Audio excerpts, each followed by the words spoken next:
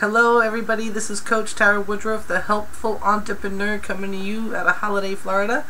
And today's my video day. You know, I gotta make a video every day, and so here I go. Still struggling with not feeling really well, and you know, I just don't like not feeling my best. So I'm just taking it easy, doing my thing, and trying to avoid stress. Today was one of those days where I didn't avoid stress very well. No, I didn't. I didn't do my meditation this morning, and I have a really big feeling that had something to do with it. And I got really pissed off. I got really pissed off today. I even showed myself. I was out at the grocery store, and I was buying food, and I was using one of the my methods of payment from one of my streams of income to pay for part of my grocery order, and the card got declined, and I know the money was there. So I got a little upset, but instead of allowing myself to stay upset, what did I do? This is something that's changed about me, different than I used to be in the past, and it certainly helps me come back to peace a lot faster, and maybe this will be helpful to you. When I got home, I placed the phone call, and I got on the phone with a representative from the company that owns the card, so that I could find out what's going on. You know, I had a couple of things that just kind of really bothered me about it, and you know, it's my money, and why couldn't I use it? And the lady was really wonderful, and she explained everything to me to a T, and I got it, and I understood why my card was declined at the store. It was not a fault of mine, it's just what happened. I was literally this far, like pennies off of the amount I was charging on the card. So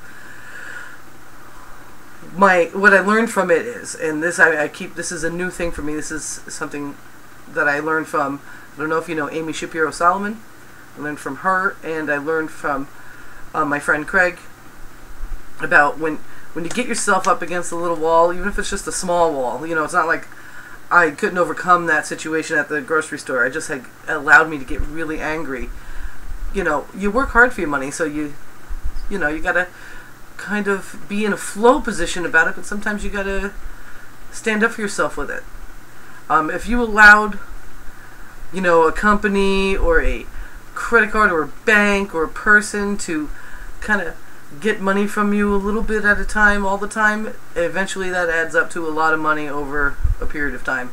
And it's super important that you get what you pay for. It's super important that you demand.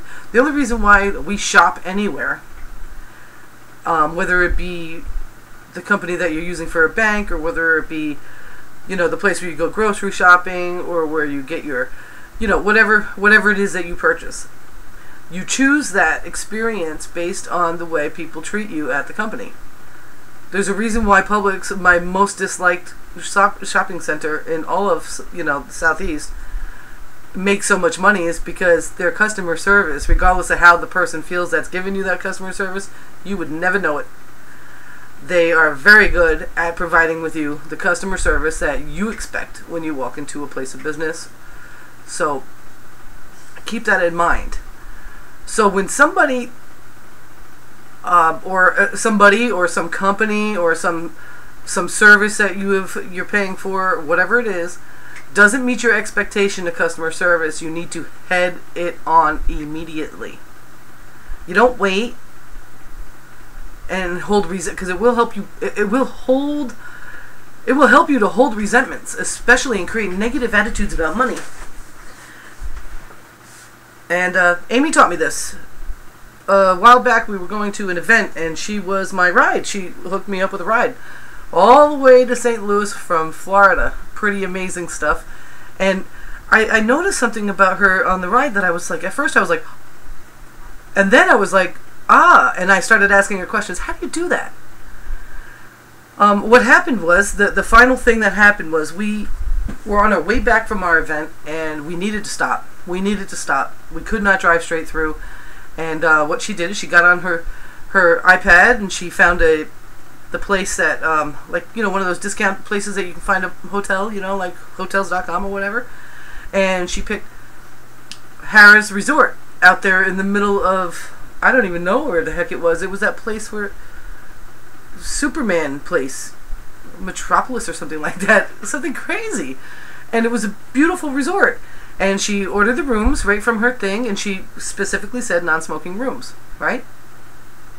We get there, and she goes up to look at the rooms. So she immediately knows, I came to you for the service. I'm paying you the money you asked to be, you asked for, and I requested these rooms, and you booked it.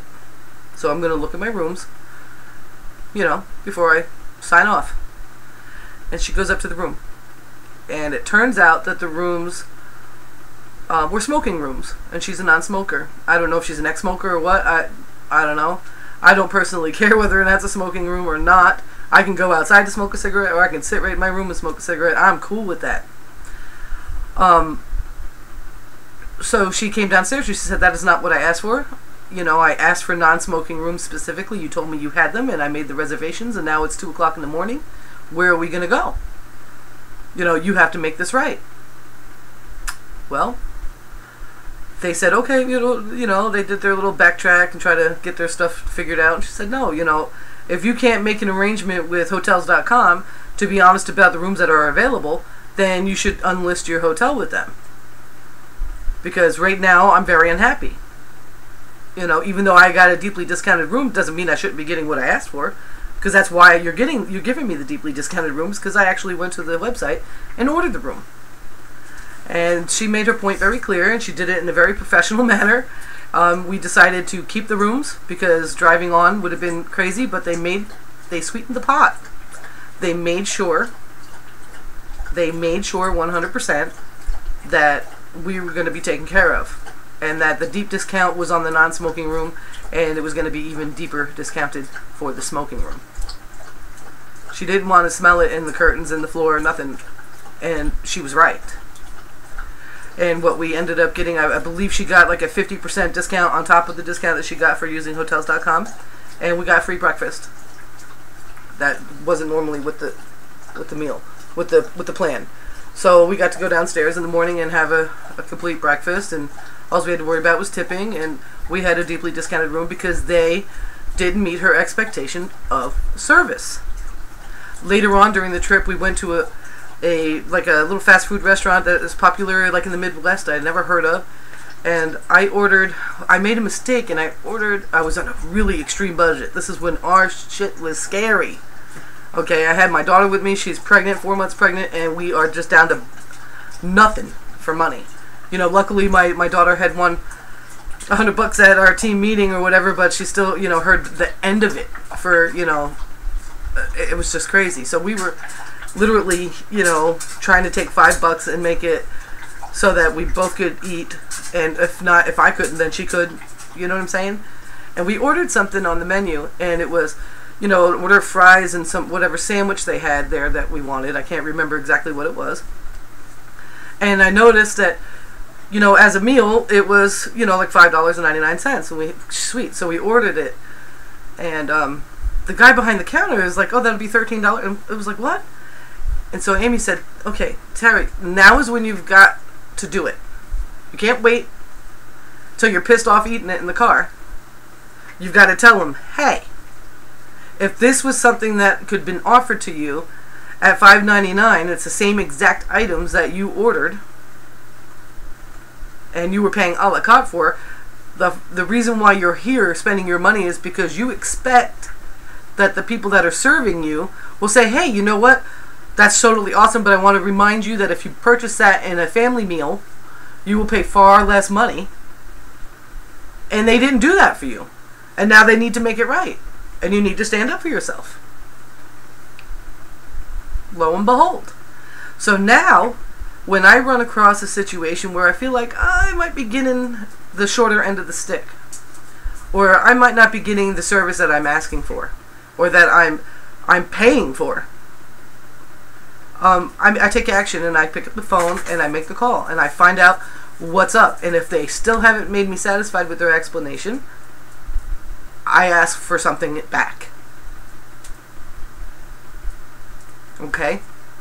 So this is my advice today. I'm not sure if this is a helpful entrepreneur thing, but I think it is, because it had to do with, my payment from one of my streams of income.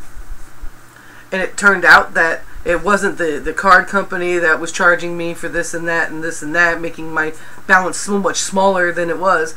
It happened to be the company that was paying me that had that set up that way. So, you know, think about that. So what I've done is I've been able to figure out another way to get paid so that I'm not paying them for paying me. And unfortunately, Payoneer, that's the card company, will lose my business, but that's okay because they do charge too much.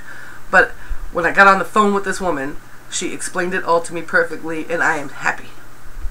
And then I was able to move forward and take action and change things for myself so that I can be happy. Because whether it's 50 cents or whether it's $10, if someone's clipping that off of you, they're clipping it off of you, and over the course of a year, that's a lot of money. And if you're letting one person do it, you're letting other people do it. You've got to maintain the value of the things that you expect the value from. And you also, at the same time, you've got to provide the value for yourself. Okay? You've got to provide the value for yourself. I'm not talking about nickel and diming things. I'm not talking about, Charles, no growling. But there must be a cat in the backyard. I'm not talking about stiffing the server at your restaurant because your burger didn't come out right. I'm not talking about that. I'm not talking about being stingy or cheap. I'm talking about getting what you pay for all the time. No exceptions. None. No exceptions, none. Okay? All the time. Own your value and demand it. Okay? I think that's all for now. If this helped you out, and my story about Amy and how she taught me how to make sure I got what I paid for, because the level of expectation why we pay for things in any kind of situation is because we're demanding some sort of customer service. I wonder what's out there. I ain't letting you out there.